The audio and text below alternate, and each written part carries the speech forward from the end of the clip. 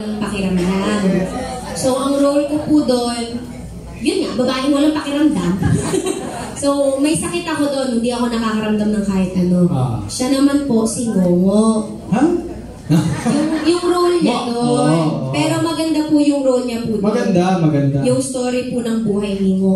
Oo. O sige, may eksena po kami anong ginagawa natin? Pinoy Henyo. Pinoy Henyo. Ako yung manghuhula. So, may nakasulat po dito sa kanyang word. Oo. Pinagawa ko po muna to sa kanya bago po kami nag-take kasi tawa ako ng tawa. Ang nakasulat na word ay pink. Diba? Pink. Okay. Sige, go. Sabihin niyo po action. Ako manghuhula eh. Sorry. Galingan mo ha. Okay. Tao. Hindi.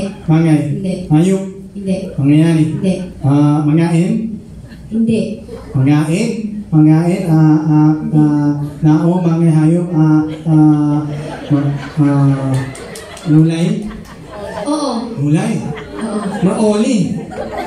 Hindi. Cauliflower. Hindi. Lamong. Hindi.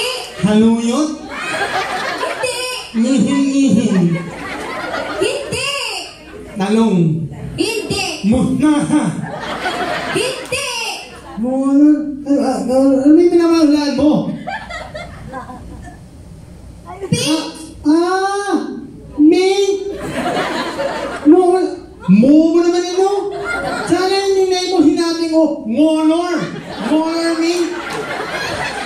Mo.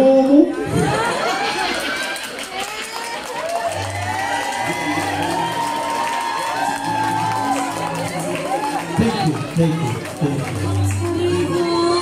Oo. Diba, ang hirap-hirap po namin yung gawin kasi sobrang bungis-ngis ko po in real Sobra. life. Ginawa ko